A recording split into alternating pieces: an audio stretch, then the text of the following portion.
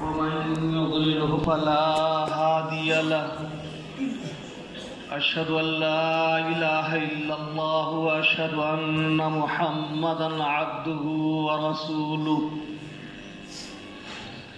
صلى الله تعالى على خير خلقه محمد وعلى آله وصحبه أجمعين أما بعد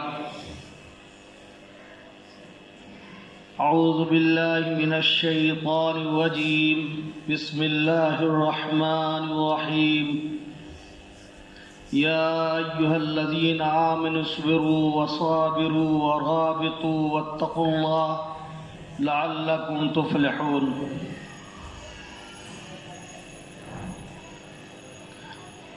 قال رسول الله صلى الله عليه وسلم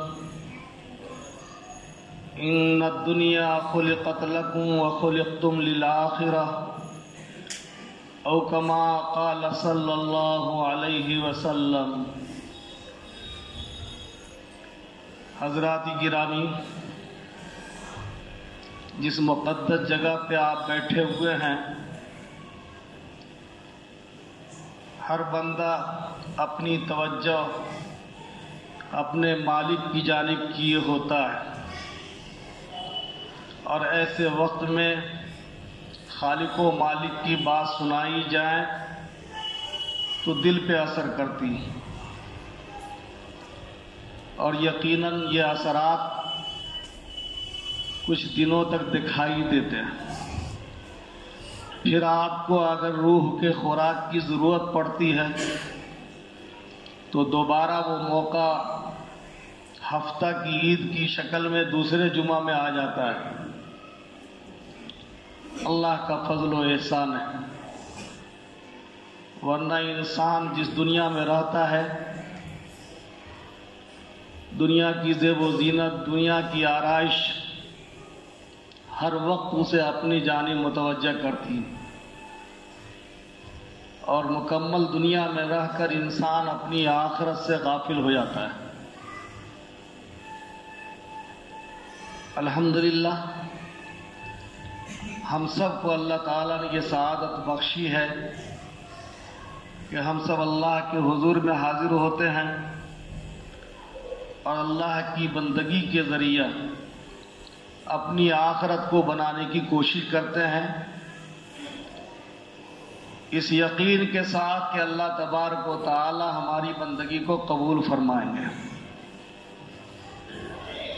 یہاں پہ آنے کے بعد آپ کو احساس ہوتا ہوگا کہ اس مسجد کا جو نظم و نسق ہے، اس کی بہتری سے اور اس کے حسن سے اور ہی زیادہ بندگی میں عبادت میں جی لگتا ہے، طبیعت لگتی ہے. تو ایسے وقت میں وہ بات یاد آتی ہے کہ اللہ تعالیٰ نے حضرت ابراہیم اور حضرت اسماعیل کو یہ کہا تھا کہ میرے بندوں کے لیے، طواف کرنے والوں کے لیے، اعتکاف کرنے والوں کے لیے خانہ کعبہ کو پاک رکھا کرو. وَعَهِدْنَا إِلَىٰ إِبْرَاهِيمَ وَإِسْمَاعِيلَ أَن طَهِّرَا بَيْتِيَ، اور ہم نے وعدہ لیا حضرت ابراہیم سے، ان کے صاحبزادے سے، کہ میرے گھر کو پاک رکھو، طواف کرنے والوں کے لیے، اعتکاف کرنے والوں کے لیے. تو یہ اسی مشن میں وہ حضرات جڑے ہوئے ہیں جو مسجد کی خدمت میں لگے ہوئے ہیں. مسجد کے منتظمین، ائمہ کرام، مؤذنین، خاص کر مؤذن کا تو بہت بڑا رتبہ ہے. آقا صلی اللہ علیہ وسلم نے ارشاد فرمایا کہ میدان حشر میں مؤذن بہت بلند ہوں گے. اطول الناس یوم القیامہ المؤذنون، مؤذن حضرات بلند نظر آئیں گے میدان حشر میں، اور ان کی بلندی صرف اس وجہ سے ہوگی کہ اوقات کی پابندی کے ساتھ انہوں نے اللہ تبارک و تعالیٰ کا منادی بن کے آواز پہنچائی لوگوں تک. یہ بہت بڑا کام ہے جس کی قدر ہم نہیں کر پاتے. ہمارے ذہن میں بات آتی ہے کہ مؤذن ہی تو ہیں، ہمارے مقرر کرنا ہے. ایسا ہرگز نہیں ہے، بلکہ اللہ نے ان کا یہ اونچا مقام عطا فرمایا، اور یہ فخر ہونی چاہیے کہ اللہ تبارک و تعالیٰ نے اس کام کے لیے ہمیں منتخب کیا ہے. دوسری حدیث میں ان مؤذنوں کو یہ مقام ملے گا جو ثواب کی نیت سے یہ کام کرتے ہیں. آخر باوضو ہو کے آتے ہیں اور نماز کے وقت کا اعلان، ہر وقت اور ہر لمحہ یہ فکر لگی رہتی ہے کہ وقت ہوگا اور ہمیں اذان دینا ہے. یہ بہت بڑی ذمہ داری ہے. تو اللہ کا شکر ادا کیجئے کہ اللہ تعالیٰ ایسا موقع اور ماحول مسجد میں عطا فرماتے ہیں کہ طبیعت میں یکسوئی بنتی، اللہ کی طرف متوجہ ہونے کا ماحول بنتا ہے. ہر انسان کے اندر دو چیزیں ہیں اور ہم سب جانتے ہیں، نیکیاں ہیں اور انسان کی برائیاں. ہر انسان کا ایمان اس کی نیکیوں کی قیمت کو بڑھا دیتا ہے، اور اس کی برائیوں یہ ایمان کے ذریعہ برائیوں کے ختم کرنے کی فکر کو پیدا کر دیتا ہے.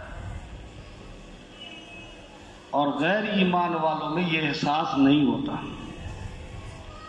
اس لیے ان کی نیکیاں آخرت میں کوئی قیمت نہیں رکھتی، اور ان کو برائیوں کے ختم کرنے کا کوئی احساس نہیں ہوتا. یہ ایمان کے ساتھ یہ فکر آتی ہے کہ ہماری برائیاں ہمارے نامہ اعمال سے کیسے مٹیں گی، کیسے ختم ہوگی.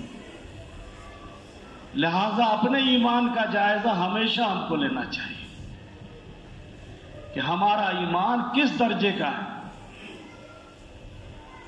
اللہ رب العالمین نے تو ہمارے حصے میں خوش نصیبی لکھا اور ہم کو ایمان عطا فرما دیا،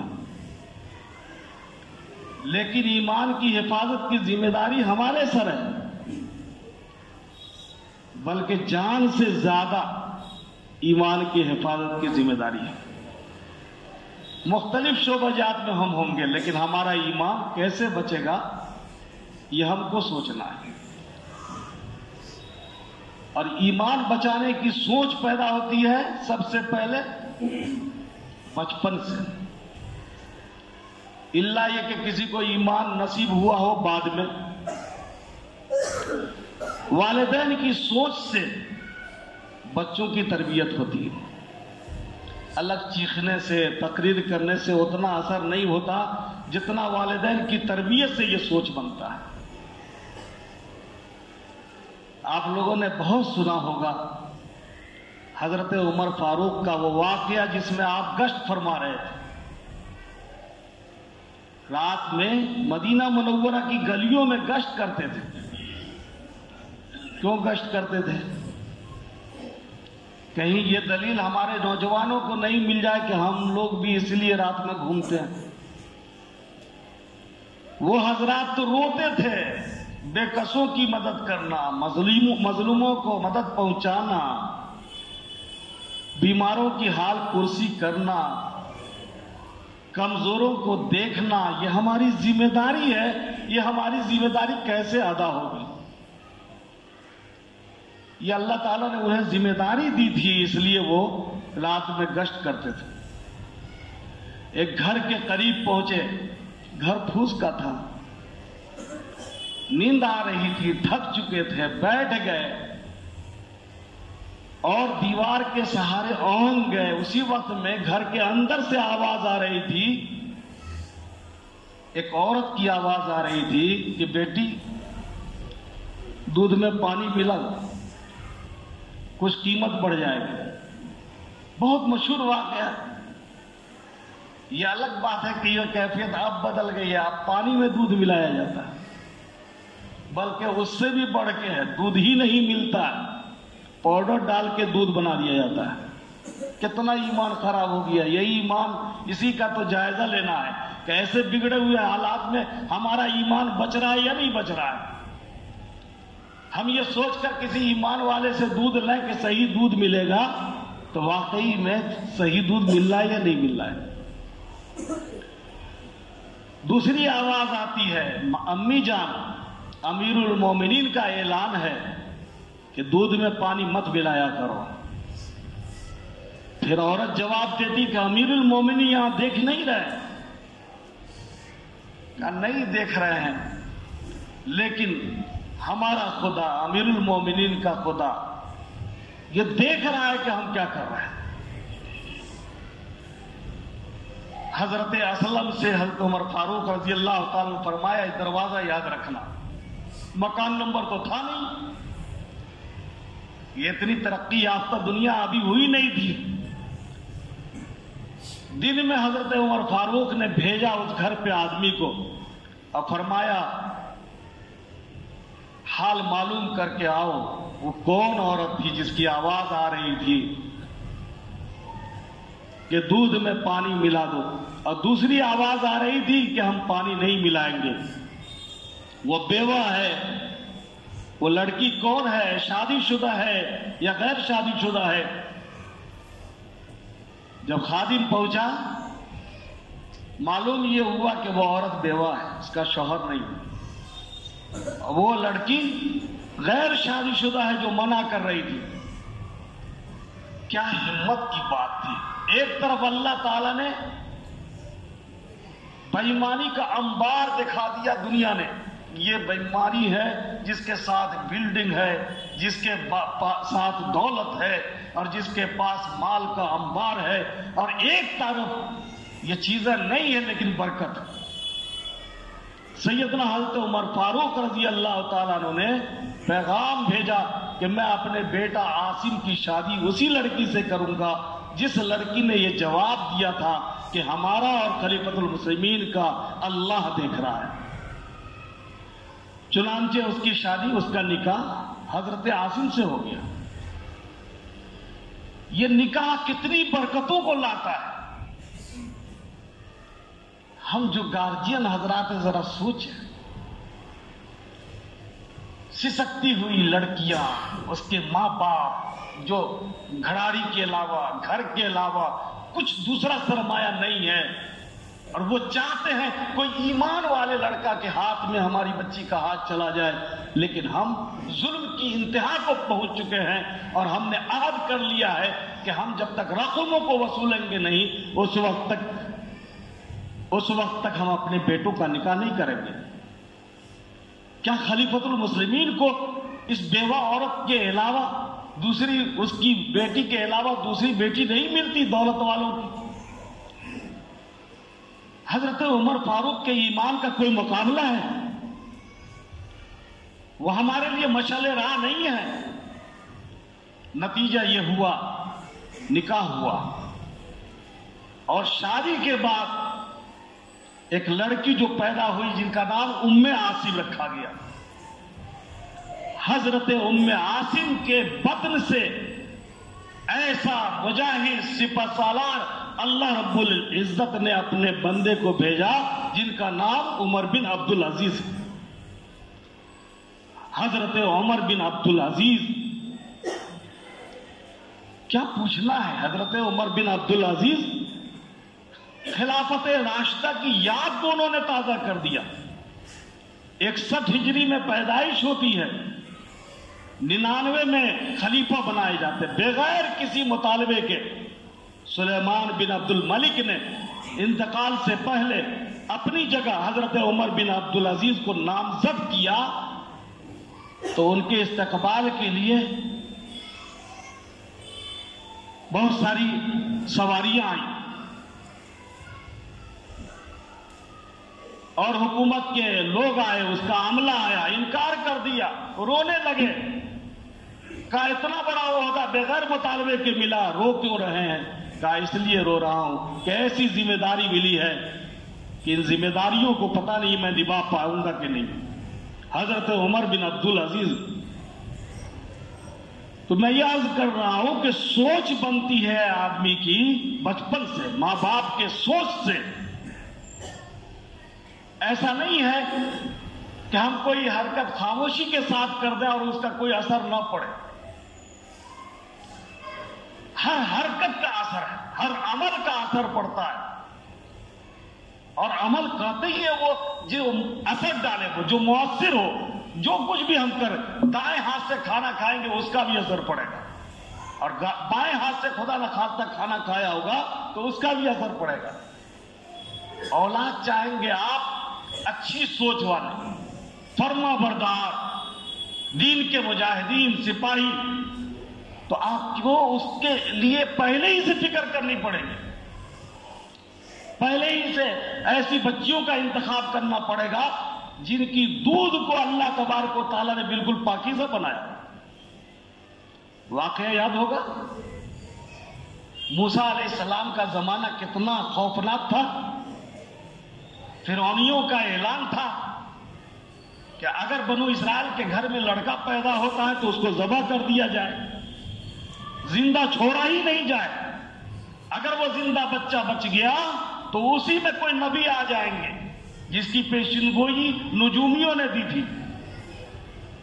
حکم بہت سخت تھا، اور اللہ کو موسیٰ علیہ السلام کو بچانا تھا، اور صرف بچانا ہی نہیں تھا بلکہ موسیٰ علیہ السلام سے کام لینا تھا.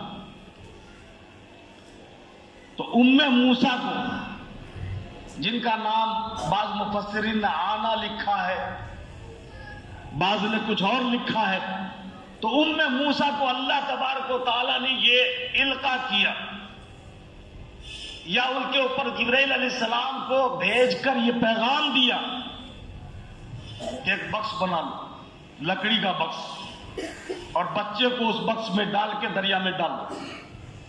آسان نہیں تھا، ماں باپ کے لیے اتنا مشکل کام ہے کہ گود کا بچہ، وہ بھی نہایت وجیح، اتنا خوبصورت کہ جو اس بچہ کو دیکھ لے اس کی محبت اس کے دل میں آ جاتی تھی. لیکن کہاں اس بچے کو بکس میں ڈال کے اور دریا کے حوالے کرو. موسیٰ نے اللہ کا حکم پورا کیا، بکس میں ڈالا اور دریا کے حوالہ کر دیا. لیکن بہن میں بہت بے چینی تھی.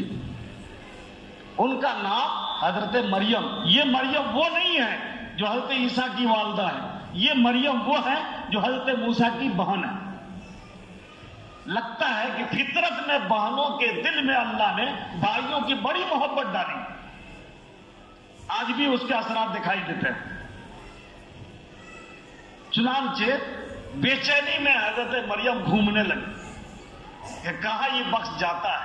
آسان نہیں تھا گھومنا، سمندر میں وہ گھوم رہا تھا بکس. اللہ تعالیٰ نے حکم کر دیا سمندر کو کہ اس کو ساحل پہ پہنچانا ہے. ہر جگہ تو اللہ کا حکم چلتا ہے، اس لیے کہیں ہمارے اندر یہ ایمان کی کمزوری نہیں آنی چاہیے کہ اگر آج فلسطین کے بچوں کو اور عورتوں کو شہید کیا جا رہا ہے تو اللہ نہیں دیکھ رہا ہے کیا؟ یقیناً اللہ دیکھ رہا ہے، لیکن بغیر امتحان لیے ہوئے اللہ کمال کو پہنچاتا ہی نہیں ہے. یہ اللہ کا طریقہ ہے. اللہ تبارک و تعالی نے فیصلہ فرمایا تھا، سمندر کو کہہ دیا تھا، اور حضرت مریم بے چینی سے گھوم رہی تھی. ظاہر بھی نہیں ہونا تھا کہ یہ اسرائیلی بچہ ہے. چنانچہ وہ ساحل کنارے پہنچا. جب بکس کنارے پہنچا کچھ عورتیں جمع ہو گئی، بکس کو اٹھایا گیا. جب بکس کو کھول کے دیکھا گیا تو ایسا خوبصورت بچہ کہ کسی آنکھ نے ایسے بچے کو کبھی دیکھا نہیں. اٹھا لیا حضرت آسیہ نے، خود فرعون کی بیوی نے. اب بچہ پریشان تھا، پتہ نہیں کتنی دیر سے وہ ہچکولا کھاتا ہوا بکسا گھوم رہا تھا. بھوک کے مارے اس کی جان جا رہی تھی، زبان باہر آ رہی تھی. دودھ پلانے کے لیے ہر عورت کو آگے بڑھایا گیا، لیکن کسی کا دودھ وہ بچہ نہیں پیا. ایک بات یہاں سے ظاہر ہوتی ہے کہ حرام اگر سامنے ہو، جان جا رہی ہو، پھر بھی حرام کی طرف تکو نہیں، اللہ حلال کا انتظام کر دے گا. اللہ تبارک و تعالیٰ انتظام کر دے گا. ہوا ایسی ہی، گھومتے ہوئے مریم بھی وہاں پہنچی. بچہ بے تحاشا رو رہا ہے، کسی کا دودھ نہیں پکڑ رہا ہے، تو مریم اجنبیہ بن کے کہتی ہے، ایک بوڑھی رہتی ہے وہ جھوپڑی میں، اس کو لے آؤ، ہو سکتا ہے کہ یہ بچہ اس کا دودھ پکڑ لے۔ اس طرح سے رہنمائی ہو گئی۔ وہی تو حضرت موسیٰ کی امی تھی، ان کو لایا گیا، جیسے ہی بچہ کو دیا گیا، بچہ نے فوراً دودھ پکڑ لیا، پرورش کے لیے ان کے حوالہ کر دیا۔ اللہ کا وعدہ پورا ہونا اپنی جگہ، بتانا یہ ہے کہ حضرت موسیٰ کے اندر ایسا دودھ جانا تھا جو موسیٰ کو موسیٰ بنا دے، موسیٰ علیہ السلام کو جلیل القدر نبی بنا دے۔ یہ آپ کو انتظام کرنا ہے، ہماری ذمہ داری ہے کہ ہم محنت کریں، اپنی زندگی میں ہم محنتوں کو اپنا شیوا بنائیں، لیکن جائز کے علاوہ ناجائز کی طرف تاکے نہیں، جھانکے نہیں۔ دنیا کیا کرتی ہے وہ ہم کو نہیں دیکھنا ہے، ہمارے لیے مفید کیا ہے، ہمارے لیے شریعت کیا کہتی ہے، ہمارا اسلام کیا کہتا ہے۔ ناجائز کی طرف تکنا نہیں ہے۔ دیکھیے اگر لڑکی والے رقمہ دیتے ہیں تو یہ حرام ہے، اور علماء نے لکھا ہے کہ یہ واجب الادا قرض ہے، جس کی بعد میں اگر ادائیگی نہیں ہوتی ہے، واپسی نہیں ہوتی ہے، معافی نہیں لی جاتی ہے تو اللہ تعالیٰ معاف نہیں فرمائیں گے۔ اب یہ واضح حکم آنے کے بعد اگر ہم فکر نہ کریں، ہماری سوچ، بہرحال اللہ تبارک و تعالیٰ کے ایسے بندے ہیں جو حالات جیسے بھی ہو وہ صبر کرتے ہیں۔ اللہ نے کہا اے ایمان والو صبر کرو، آمنوا اصبروا، اے ایمان والو صبر کرو۔ بگاڑ زیادہ ہوگا تو بہت زیادہ صبر کرنا پڑے گا۔ حکومت ظالم، ماحول ہمارا ظالمانہ، تو ہمیں زیادہ صبر کرنا پڑے گا۔ اور اس کے بعد ہے صابرو، ایک ہے صبر، دونوں تو صبر، صاد با را مادہ ہے، اور کہا کہ تم تیاری بھی کرو، صبر کرو اور تیاری کرو، ورابطو، اور لگے رہو۔ یہ زندگی کی آخری سمجھ تک کسی کا بچہ تنہا اگر سفر کر رہا ہو، ماں باپ کے رابطے میں ہے، وہ والدین کی بے چینی ہوتی ہے، ہر منزل پہ کامیابی کے ساتھ میرا بچہ پہنچے، اور یہاں تک کہ وہ اپنی جگہ پہ آ جائے، اپنی مراد کو پہنچ جائے۔ کیا اللہ جو ساری ماؤں سے زیادہ جن کی شفقت پوری دنیا کے لیے ہے، بندوں کے لیے ہے، اللہ یہی چاہتا ہے کہ ہمارا بندہ ہر منزل کو طے کرتا ہوا کامیابی کے ساتھ ہر خطرہ سے بچ کے ہمارے پاس پہنچ جائے۔ اس لیے اللہ نے کہا لعلکم تفلحون، تاکہ تم اپنے مقصد پہ پہنچ جاؤ۔ یہ کوشش ہم کو کرنی ہے، اس کے لیے پلاننگ ہم کو کرنی پڑے گی۔ کوئی نیکی کا موقع ہے اس کو نہیں کھونا، تیاری کرنا۔ دو چیزیں تو ہیں جو میں نے عرض کیا شروع میں، کہ ایمان کے ساتھ نیکیوں کی قیمت بڑھ جاتی ہے اور برائیوں کے معافی کا احساس پیدا ہو جاتا ہے۔ تو آگے کوئی قدم ہمارا بڑھے، سوچ سمجھ کے بڑھے کہ کہیں ہم سے ایسا نہ ہو کہ کوئی ایسی غلطی ہو جو ہماری نیکی بھی چلی جائے۔ ایک صاحب نے لکھا، بڑی اچھی بات لکھا، کہ اگر کسی کو یہ پتا چلے کہ غیبت کرنے کے ساتھ بینک سے ہمارا پیسہ کٹ جائے گا تو ہر آدمی غیبت سے رک جائے گا، لیکن اللہ کے رسول نے فرمایا کہ غیبت کرنے سے تمہاری نیکی کٹ جائے گی تو ہمارا یقین نہیں بن رہا ہے۔ یہ کچھ ایسی برائیاں ہیں جو ہمارے معاشرے کو بالکل خراب کیے ہوئے ہیں۔ ایک اچھی شبیہ، جس کا اچھا کام، اچھی محنت، لیکن صرف اس وجہ سے کہ جی حضوری میں وہ نہیں لگتا، لوگ اس کی شکایت کرتے ہیں، لوگ اس کی غیبت کرتے ہیں۔ حضرت امام اعظم ابو حنیفہ، کبھی موقع ملا ان کے مناقب کو بتاؤں گا. بہت ستم خوردہ تھے. جتنے کارنامے حضرت امام اعظم ابو حنیفہ کے، اس وقت کے سارے فقہا نے اس کی تحسین کی ہے.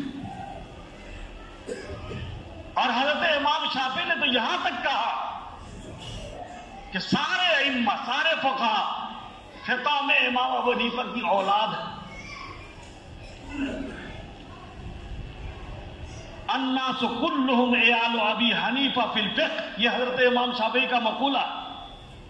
ایسے ہی نہیں تھا، دن رات محنت کرتے تھے، اپنے اموال کو لگاتے تھے، علماء پہ خرچ کرتے تھے. لیکن کچھ ایسے لوگ تھے کہ ہر وقت امام حنیفہ کی شکایت اور غیبت کرتے تھے. حضرت عبداللہ ابن مبارک رضی اللہ رحمت اللہ علیہ حضرت ابو سفیان ثوری سے کہنے لگے کہ امام ابو حنیفہ رحمت اللہ علیہ اتنی نیکیاں کرتے ہیں لیکن لوگ غیبت کرتے ہیں، اور اس کے جواب میں امام ابو حنیفہ کچھ بولتے نہیں ہیں. تو عجیب بات کہا سفیان ثوری نے، بہت بڑے فقیہ ہیں. فرمایا سفیان ثوری نے کہ امام حنیفہ اتنے بیوقوف نہیں ہیں کہ اپنی نیکیاں کٹواتے رہیں، لوگوں کے چکر میں آ کے اپنی نیکیاں کٹوائیں. سادہ سی بات ہے کہ غیبت کرنے والے کی نیکیاں کٹتی ہیں، اور جن کی غیبت کی گئی دنیا جتنی اس کی شبیہ خراب کی جاتی ہے، آخرت ان کی اتنی بن جاتی ہے. تو اس لیے ہمیں اپنے برائیوں کے ختم کرنے کی فکر کرنی چاہیے. نیکیوں کے بڑھانے کے ساتھ کوئی موقع نہیں ہوا ہے. ایک مثالی آبادی بنا دیجیے. بہت حد تک بہت ساری چیزوں میں وجہ امتیاز آپ کو حاصل ہے. آپ بہت سارے مہمان رسول کی خدمت کرتے ہیں، مدرسہ کے لوگوں کی قدر کرتے ہیں. مدرسہ کی نسبت پہ ہم نے یہ بھی دیکھا چائے بنانے والا اچھی چائے بنا کے دیتا ہے کہ مدرسے کی چائے، یہ قدر کی بات ہے. تو کچھ ہم برداشت کریں گے، جس کی دعوت اللہ نے دیا تب جا کر کے اللہ اور نکھار پیدا کر دے گا. اللہ نے کوفہ کو مقبول کیا، اللہ نے بغداد کو مقبول کیا. یہ خطہ اس زمانے کے لحاظ سے کہ یہاں حدیث رسول کی تعلیم ہوتی ہے، قرآن کی تعلیم ہوتی ہے، یہاں علماء کا آنا جانا لگا رہتا ہے. کہیں نکلیے، یہ سوچ کے نکلیے کہ ہماری ہر حرکت پہ نگاہ دوسروں کی ہوگی کہ یہ فلاں المسلمین کے پاس سے آئے ہیں. خواہ آپ بارات میں جا رہے ہو، شادی میں جا رہے ہو، مہمانی میں جا رہے ہو، تو اپنے کو ٹھیک کر کے نکلیے. اگر غلطی خدا نخواستہ ہو ہی جاتی ہے تو اس کا اعلان نہیں بنانا چاہیے، اعلانیہ غلطی نہیں ہونی چاہیے. اب کوئی دوسری جگہ نکل رہا ہے اور آدھا کپڑا پہنے ہوا ہے، آدھا اس کا ننگا ہے، اگر کہیں باہر نکل رہا ہے، شراب پی کے شراب کی بدبو اس کے منہ سے آ رہی ہے، اگر باہر نکل رہا ہے اس سے دھوکہ سامنے آتا ہے تو بہت بڑی برائی ہے. اس لیے میرے بزرگوں عرض یہ کرنا ہے کہ ایک موقع اور بہت بڑی نیکی کا آیا ہے. 10 دسمبر جو اتوار آ رہا ہے، آنے والے اتوار کو 10 دسمبر، جہاں آپ کی قربانی لگ رہی ہے جانی اور مالی، آپ کے اپنے محبوب ادارہ کے لیے، مدرسہ فلاح المسلمین کے لیے، وہیں اس کی تعمیر کا آغاز ہو رہا ہے. 9 بجے دن سے لے کر جب تک وہ مرحلہ رہے گا، علماء آئیں گے، علاقہ کے آپ کے مہمانان آئیں گے، اس میں آپ کو شریک ہونا ہے، اپنے مہمانوں کا بھی استقبال کرنا ہے، اور ہم مدرسہ کے خدام آپ کا انشاءاللہ استقبال کریں گے. آپ سبھی حضرات کو ہم مدعو کرتے ہیں، یہ اللہ کی طرف سے، اللہ کے رسول کی طرف سے یہ دعوت سمجھیے کہ ایک ایسی جگہ جہاں قرآن و حدیث کی تعلیم ہوتی ہے.